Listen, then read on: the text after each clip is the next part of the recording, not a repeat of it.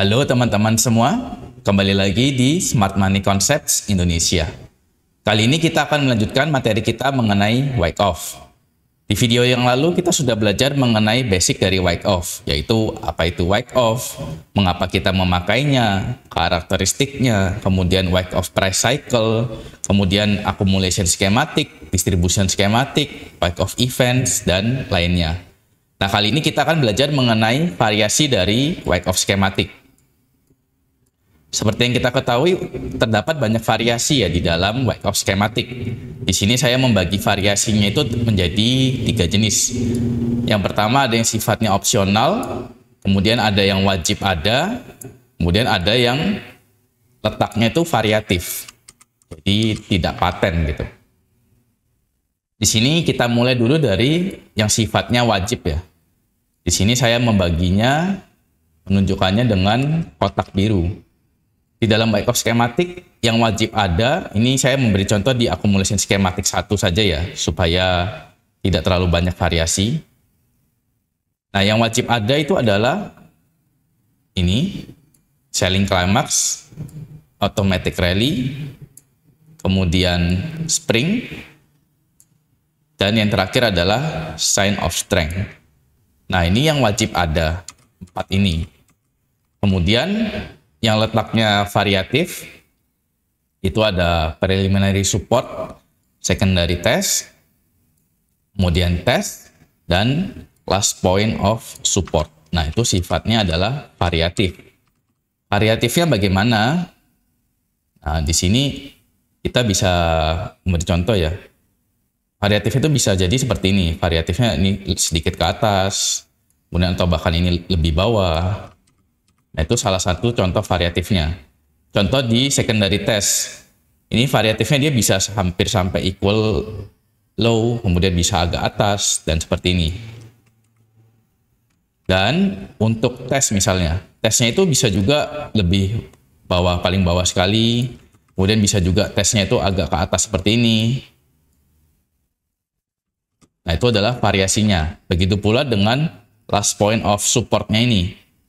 Letaknya mungkin bisa hampir mendekati spring juga bisa, ataupun sedikit ke atas, lebih ke atas begini bisa juga. Nah, itu letaknya bervariatif, tidak paten seperti ini. Kemudian ada yang sifatnya opsional. Nah, yang sifatnya opsional adalah sign of strength di phase B dan secondary test in phase B. Semua yang di phase B ini biasanya sifatnya opsional. Sebagai contoh, di SOS B ini tidak wajib ada.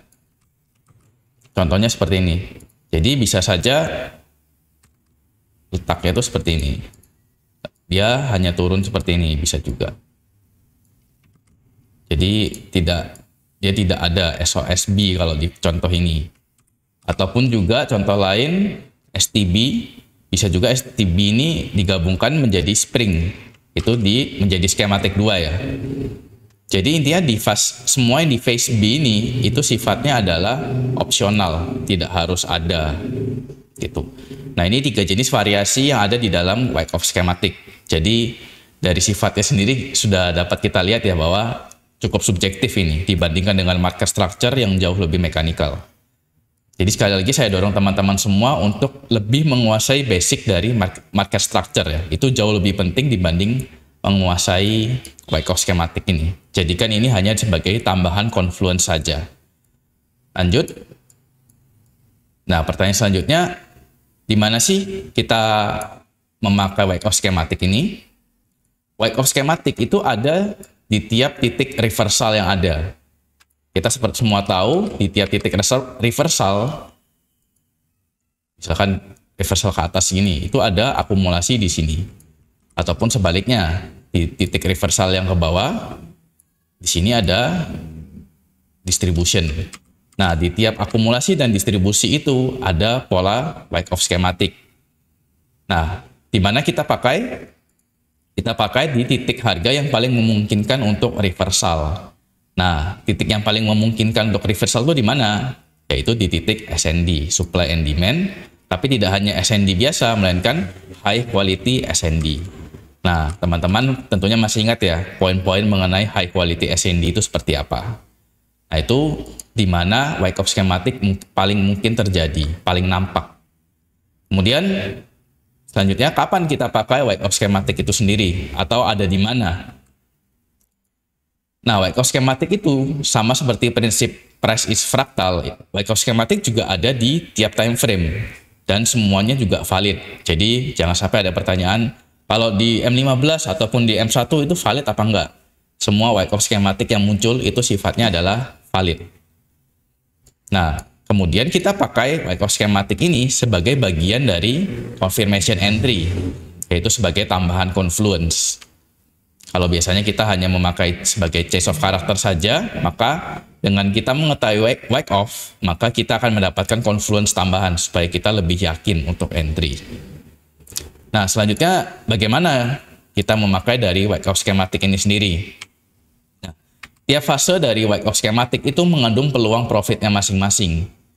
Kita semua tahu dari fase-fase yang ada, fase A, B, C, D, E ini, tiap fase ini mengandung peluang profit masing-masing. Kita semua tahu seperti ini ya. Di sini kita juga dapat memulai mendapatkan peluang. Begitu pula di STB, dan paling besar tentunya di spring. Nah, setiap fase ataupun tiap event itu memiliki peluangnya masing-masing. Nah, peluang tertinggi itu ada di titik spring. Jadi, kita itu sebenarnya dalam Wyckoff schematic, kita itu mengincar mendeteksi mana sih titik springnya. Ketika kita sudah tahu titik springnya, maka kita mulai terlibat di titik test ataupun LPS ini. Nah, ini titik yang paling ideal ya. Walaupun di tiap fase, di tiap event kita dapat terlibat, di sini kita dapat terlibat, di sini ada peluang profit. Akan tetapi paling sederhana kita itu terlibat di spring. Setelah spring terjadi, maka kita berusaha mengincar adanya test ataupun last point of support. Nah, itu adalah titik paling ideal. Nah, selanjutnya ini sebagai contohnya ya. Ini kita memakainya untuk di time frame entry kita sebagai bagian dari confirmation entry. Sebagai contoh, harga sudah mulai memasuki, karena ini accumulation, maka memasuki demand. Seperti yang kita ketahui, misalkan di sini ada demand, high time frame demand, misalkan M15. Nah, kita biasanya pasang alert di sini ya. Nah, dengan adanya Wyckoff schematic ini, kita jadi tahu, oh fasenya baru fase preliminary support, atau SC, ER, ST, SOSB, dan lain sebagainya. Karena kalau tidak kita tahu mengenai Wyckoff schematic, biasanya sebagai contoh di sini, baru terjadi preliminary support, kemudian secondary selling climax, rally, secondary test, kemudian terjadi sign of strength di phase B. Kalau kita tidak tahu, kita bisa entry di sini. Kita langsung tiba-tiba terburu-buru untuk entry karena kita tahu, oh terjadi change of character ataupun trend change. Di sini change of character. Terjadi change of character, kita entry. Padahal ini baru di phase B. Nah, dengan adanya Wyckoff schematic, kita jadi tahu ketika harga masuk, maka dia perlu melakukan beberapa likuiditas, perlu melakukan sweep terlebih dahulu, beberapa sweep bahkan. Minimal sekali ya. Di sini kita bisa melihat kalau di skematik 1, dia sweep itu 2 kali, yaitu di titik ini, STB ini dia nge-sweep titik SC ini. Kemudian dari titik STB ini, secondary test di phase B ini, di sweep lagi melalui event spring, jadi 2 kali sweep. Akan tetapi kita tahu STB sifatnya opsional, bisa juga hanya 1 kali sweep saja. Jadi di SC di sweep sekali oleh STB dan spring digabungkan menjadi 1, yaitu di accumulation schematic 2. Nah, jadi sederhananya begitu. Jadi ketika harga memasuki high time frame demand, kita tidak terburu-buru entry, melainkan kita mencari sudah terjadi spring, baru kita terlibat, kita mencari peluang supaya kita dapat mengambil test ataupun last point of supportnya. Kemudian kita lanjut membahas mengenai multiple time frame Wyckoff. Ini sebenarnya prinsipnya sama seperti yang tadi sudah kita bahas. Sama seperti prinsip price is fractal ataupun multiple time frame yang sebelumnya, sama pula dengan Wyckoff. Nah, di accumulation schematic ini kita tahu terjadi beberapa event ya, seperti ini, accumulation schematic yang ada. Nah, di dalam tiap event yang ada, misalkan di AR, SOSNB, dan SOS di sini kan kita lihat, di sini kan terjadi pola pembalikan mengenai dan pola distribusi ya sebenarnya, memantul ke bawah. Begitu pula di titik ini misalkan. Nah, di tiap titik distribusi yang ada, itu di dalamnya terdapat juga distribution skematik yang ada. Nah, sebagai contoh anggaplah ini, kita anggaplah semua ini, kita melihat adanya skematik, Wyckoff skematik di H4 misalkan. Nah, di time frame yang lebih rendah, misalkan di M15, di tiap event distribution yang ada ini, di tiap event ini, kita juga akan melihat distribution skematik. Entah itu distribution skematik 1 ataupun 2. Itu. Jadi kalau ini di H4, maka di M15-nya kita dapat melihat distribution skematik. Dan juga seterusnya, di tiap event yang ini, misalkan di sini, di tiap buying climax, ST, UT ini, kan ini distribusi juga nih. Di tiap ini, misalkan ini M15 ya, maka di M1-nya juga akan terlihat adanya distribution skematik juga. Begitu. Nah, sama juga perlakuannya untuk accumulation, sama persis. Di dalam accumulation skematik, kan ini ada beberapa event, ada beberapa fase. Nah, di tiap fase akumulasi yang saya lingkari ini, di dalamnya juga ada accumulation skematik. Anggaplah ini misalkan accumulation muncul di H4 misalkan. Maka di tiap fase event yang ada, kalau kita turun time frame di M15-nya, maka akan ada accumulation skematik juga. Di dalam preliminary support akan ada accumulation skematik, entah itu 1 ataupun 2. Begitu pula seterusnya di dalam spring, di dalam test, di dalam last point of support sama. Semuanya terdapat accumulation skematik di lower time frame-nya. Anggaplah ini di M15. Sama juga di dalam M15, di tiap ini, di tiap fasenya, di tiap eventnya, itu juga akan ada accumulation skematik juga di time frame yang lebih rendah lagi, di M1 misalkan. Gitu. Jadi prinsipnya sama persis dengan multiple time frame ataupun prinsip price is fractal. Nah, sekarang kita coba lihat di chart. Sekarang kita akan mencoba melihat di real chart bagaimana multiple time frame Wyckoff yang tadi sudah kita bahas. Di sini saya sudah menemukan salah satu contohnya. Di sini kita ada di time frame H4. Kemudian kita dapat melihat adanya pola distribution. Di sini kita dapat melihat adanya preliminary supply, kemudian dia menjadi buying climax, automatic reaction, secondary test, kemudian ada upthrust, ada sign of weakness in phase B, ada U-TET, kemudian ada test, kemudian ada sign of weakness, dan terakhir ada last point of supply. Nah, ini semuanya terjadi di H4. Nah, sekarang kita coba cek di M15-nya. Di M15-nya, nah, di sini dapat kita lihat ya. Di sini saya sudah memberi labelnya. Jadi ini adalah preliminary supply H4. Ternyata bentuknya seperti ini. Nah, di sini kita coba zoom aja ya. Preliminary support di H4. Kemudian H4 buying climax, H4 automatic reaction, H4 secondary test, H4 upthrust, kemudian H4 sign of weakness, H4 upthrust after distribution, kemudian H4 test, dan lanjut H4 sign of weakness, dan satu lagi H4 last point of supply.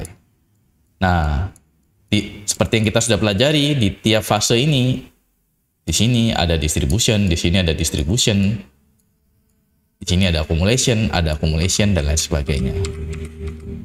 Nah, kita ambil contoh yang di sini ya. Misalkan di titik H4 last point of supply. Nah, ini kita coba zoom. Ya. Nah, ini aslinya adalah H4 last point of supply. Kalau kita zoom di M15, maka akan terlihat juga ada pola distribution juga. Ini kita lihat. Nah, begini. Nah, di sini kita bisa melihat ada preliminary supply. Kemudian ada buying climax. Ada buying climax, ada automatic reaction lagi, ada secondary test lagi. Kemudian langsung ini adalah distribution skematik yang kedua. Langsung terjadi upthrust digabung dengan upthrust after distribution. Kemudian lanjut ada test, kemudian ada set of weakness, kemudian ada last point of supply. Nah, jadi ini benar-benar menerapkan prinsip yang tadi ya. Di tiap event yang ada, maka di tiap lower time frame-nya akan terjadi pola yang sama juga. Nah, ini kalau diteruskan itu sebenarnya sama juga. Kalau kita zoom ke M1, kemudian ke S5 dan lain sebagainya, dan itu sama juga. Perlakuannya sama seperti multiple time frame, sama persis. Nah, di sini kita bisa melihat ya.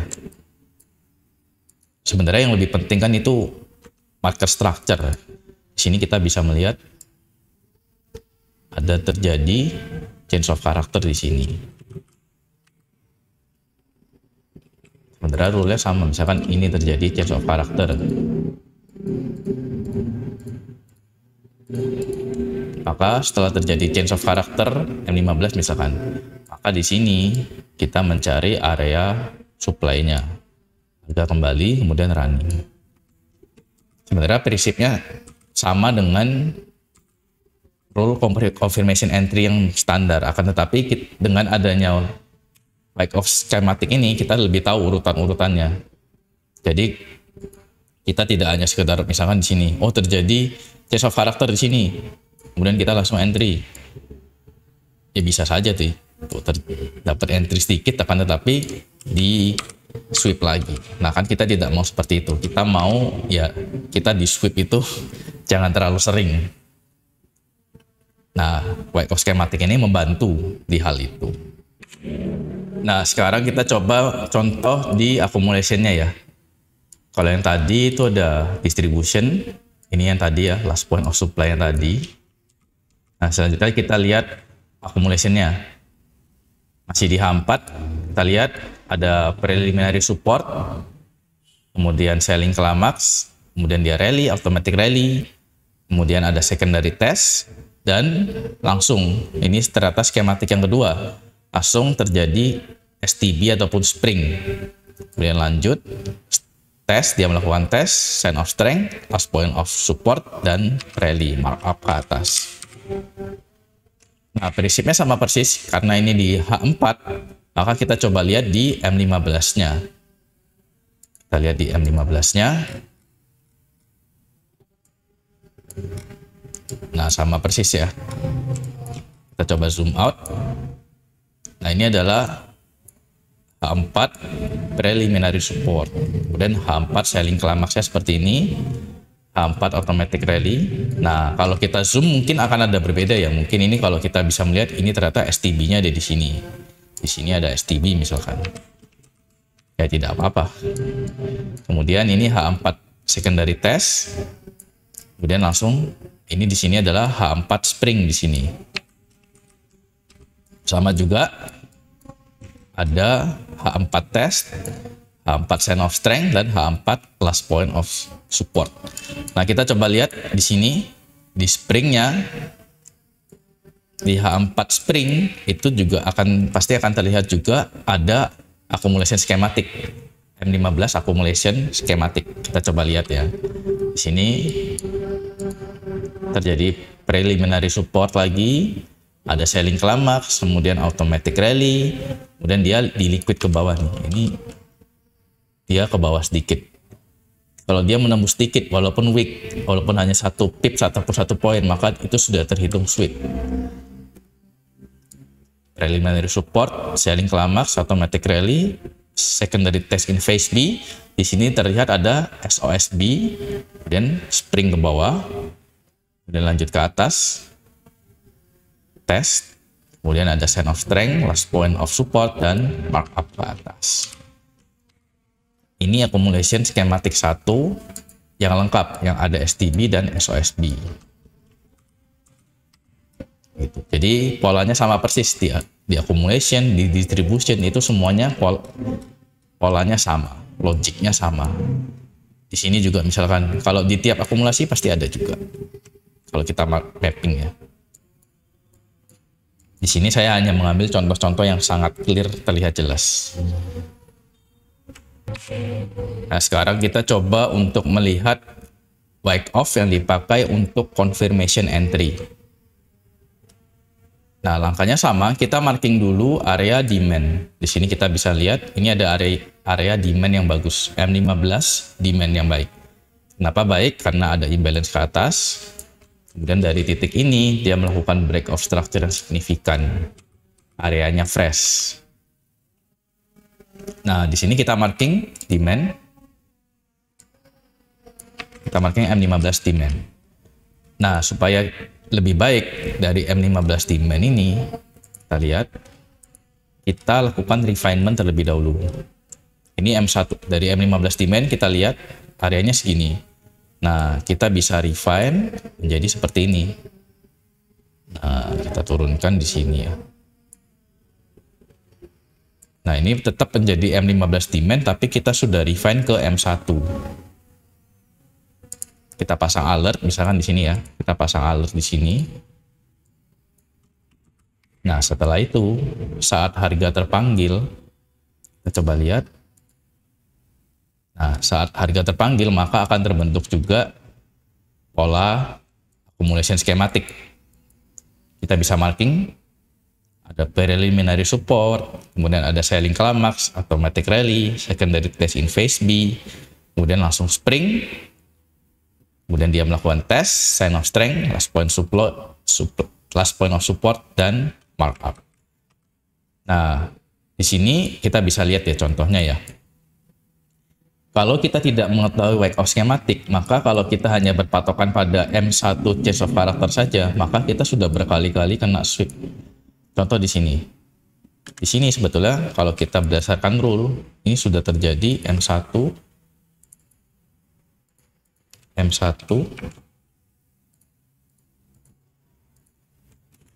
bullish change of character.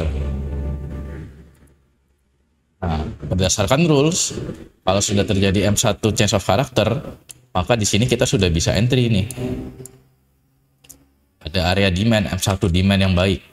Mungkin kita refine ke S5, kita entry. Nah, karena kita sudah tahu wake off, karena ini masih berada di STB, kita masih harus aware, oh akan ada satu kali lagi, kita harus waspada. Ataupun kalau di sini anggaplah masih oke ya, karena kita sudah refine ke M1 di sini. Anggaplah di sini kita pasang, kemudian SL itu masih tolerable, masih oke. Nah, misalkan di sini. Di sini kan juga kalau kita lihat, kalau kita tidak refine ya, di sini juga terjadi change of character juga nih.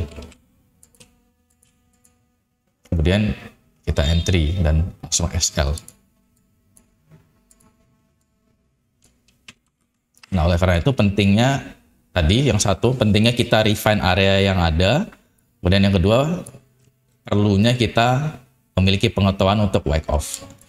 Nah, di sini baru setelah ini di sweep ke bawah, maka kita tahu di sini ada lagi nih terjadi change of character di sini.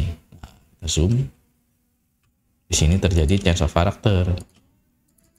Baru M1 bullish change of character lagi. Jadi memang kalau ada anggapan oh M1 penuh dengan noise, ya di semua time frame itu ada noise. Jadi tidak hanya di time frame tertentu saja. Kalau kita lihat di M15 H1 itu ya juga banyak noise. Jadi saya kurang sependapat kalau jangan lihat di M1, jangan turun ke second karena banyak sekali noise. Itu saya kurang setuju. Nah, di sini kita bisa melihat sudah terjadi M1 bullish change of character. kemudian kita pasang entry kita. Nah, alurnya seperti ini.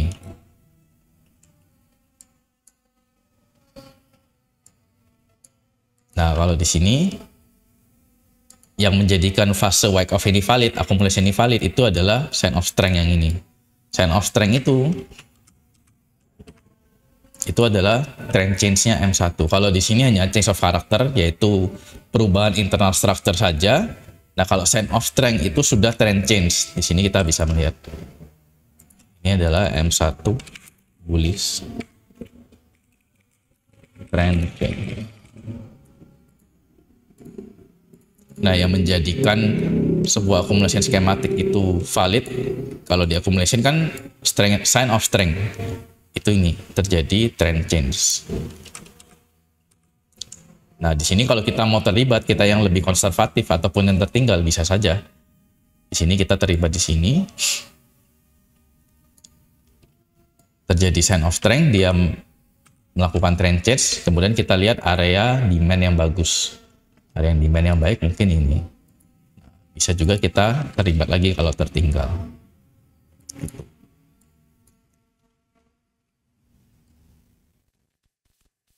Dia kemudian markup ke atas.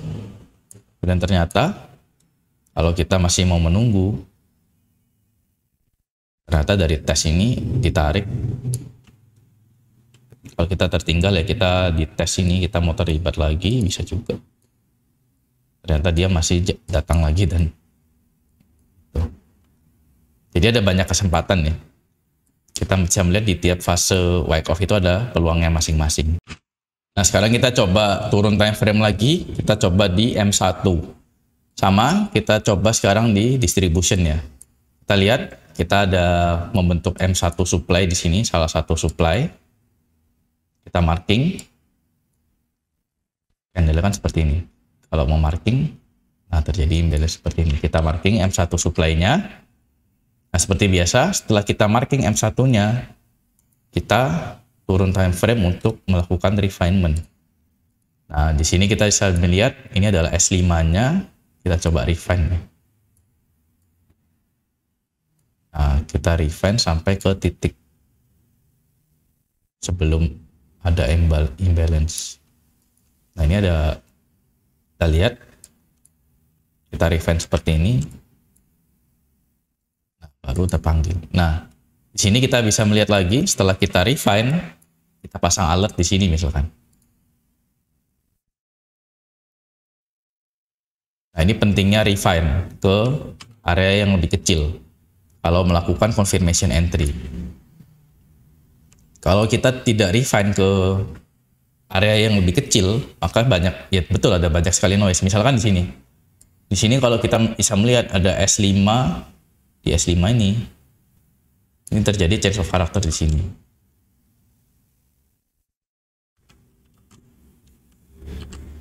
Kita coba. Misalkan kalau kita areanya lebar ya, ini kan terpanggil mestinya. Di sini ada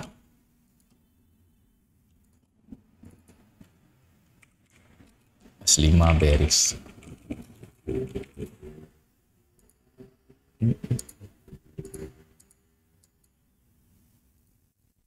Kemudian kita pasang di sini.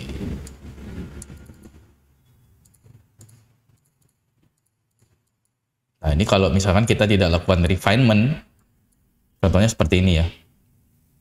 Terjadi bearish change of character, kemudian ada supply yang baik, ada imbalance-nya. Kemudian kita lihat ya dapat sih sedikit, cuman paling ini 1,5 atau 2 R ya. Akan tetapi di sweep lagi. Nah, tujuan kita melakukan refinement ini ya untuk mengurangi terjadinya sweep berkali-kali itu.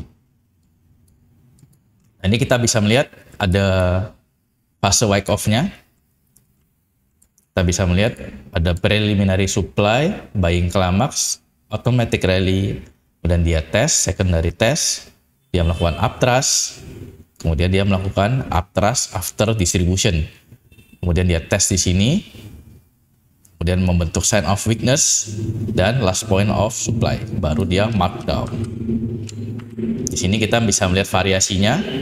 Di variasinya ini adalah distribution schematic yang satu, akan tetapi tidak ada sign of weakness in phase B.